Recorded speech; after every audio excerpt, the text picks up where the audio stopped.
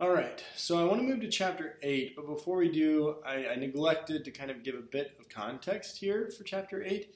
And so this goes back to the A, B's, and C's, but essentially Ishmael wants to ask the question, now you leave and come back when you're prepared to tell me what law or set of laws has been working the community of life from the beginning. Okay? The narrator says, I'm not sure I'm ready for that. Right? Ishmael says, you know you are. But I don't know where to begin. And then again, Ishmael says, yes, you do. You have the same three guidelines in the case of the A's, B's, and C's. The law you're looking for has been obeyed invariably in the community, living community for 3 billion years. And this is how things came to be this way. Okay? And so essentially they're looking for laws that order the natural community. Right? So this is where we get in chapter 8, which we always have really good discussion on chapter 8. We always have really good discussion when we get to chapter 8 in the classroom. So hopefully, we can still kind of engage with that. All right. So chapter 8, the search for the law took me 4 days. I spent 1 day telling myself I couldn't do it, 2 days doing it, and 1 day making sure I'd done it. On the 5th day, I went back as I walked into Ishmael's office. I was mentally rehearsing what I was going to say, which was, I think I see why you insisted to do it myself. Okay?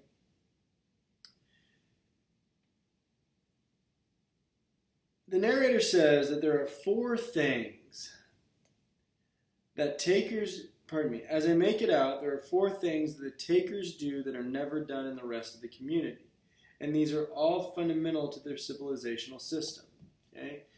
So essentially what we're going to be presented with are 4 different things that takers do that, again, all kind of answer this question, how do things come to be this way?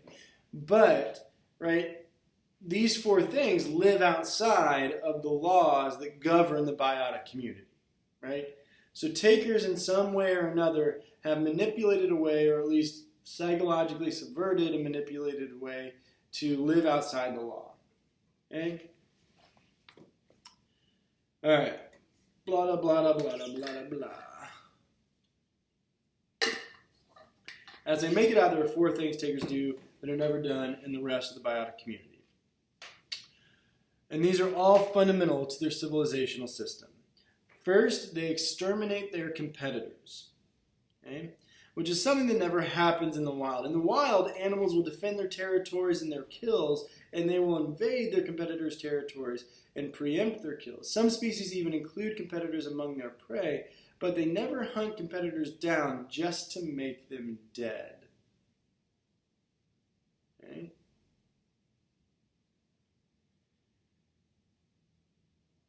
Some species even include competitors among their prey, but they never hunt competitors down just to make them dead, the way ranchers and farmers do with coyotes and foxes and crows. What they hunt, they eat.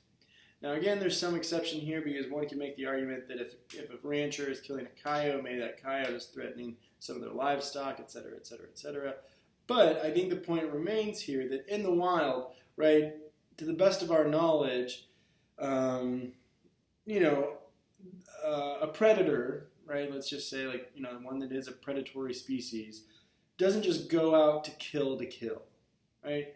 Where takers, if we think that we rule the world, if we think that the world is in our possession, is in our dominion, and if we can do whatever we damn well please with it, well, that means that if I want to just go out in a field for an afternoon and just shoot a bunch of animals and just leave them there, right? I'm not going to harvest them to eat. I'm not going to do anything that I want.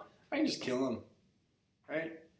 These takers think we have that right. We think we have that right to do whatever we damn well please, right? But we don't see that kind of behavior in the wild, in the biotic community, okay? Second, takers systematically destroy their competitors' food to make room for their own. Nothing like this occurs in the natural community. The rule is take what you need and leave the rest alone. Okay? So again, this idea of thinking that in order to have more for us, right, you can think about it like in terms of space. If I want, a bigger office, maybe I try to take over the office next to me, right? And I gobble it up and I take it away from somebody else. So if I kind of grab more food, I'm taking that away from others. where the law is take what you need and leave the rest alone. Ishmael nodded. Number 3. Takers deny their competitors access to food. In the wild, the rule is you may deny your competitors access to what you're eating, but you may not deny them access to food in general. In other words, you can say the gazelle is mine, but you can't say all gazelles are mine. The lion defends its kill as its own, but it doesn't defend the herd as its own. Okay? So again, this idea here of taking what you need and leaving the rest alone, right? That if there's a group of lions that are hunting and tracking down a gazelle, that's all well and good, but the lion can't claim ownership over an entire herd, right? Where we see this happen all the time, where in taker mentality there is the belief that all of this belongs to me. All of these species belong to me, etc., etc., etc. Okay? And the fourth here, in the wild, the lion kills a gazelle and eats it. It doesn't kill a second gazelle and save it for tomorrow. The deer eats the grass that's there. It doesn't cut down the grass and save it for the winter. But these are things that takers do. Okay? And Ishmael says, you seem less certain about this one. And the narrator says, I am a little less certain because there are animals that store it, right? You can think of squirrels, you can think of other, and Ishmael says, yeah, but most simply store it in their bodies, okay? And I remember one semester, we got to this fourth law, and we had this interesting conversation, which I feel is definitely reflective of like a Idaho mentality or kind of a rural western state. Maybe it doesn't have to be western per se, where, many of us probably have grown up in hunting families and, maybe have a respect to the hunting tradition and maybe using all of that food by which we kill and harvest from whatever animal it is that we kill and harvest it.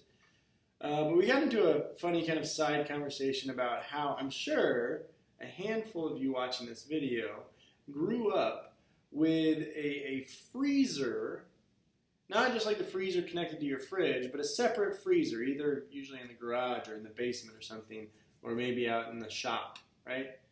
But a freezer that contained a whole bunch of meat, frozen meat, right?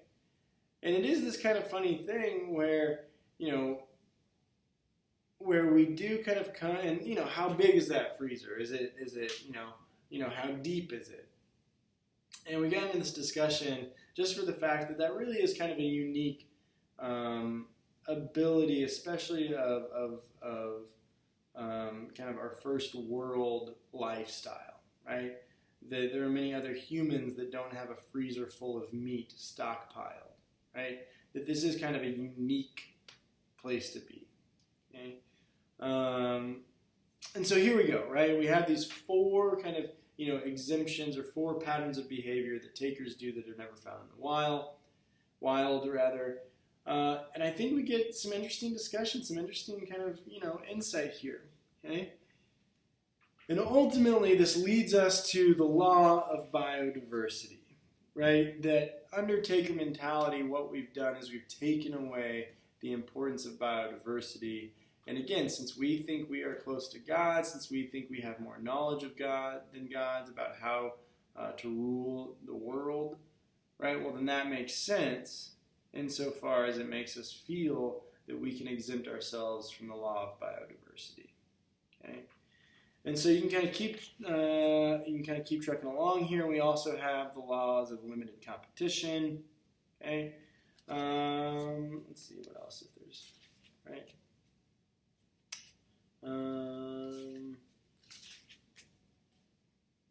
Yeah, I'm gonna pause here and maybe pick back up for a later section in 8, and then move on in the next video.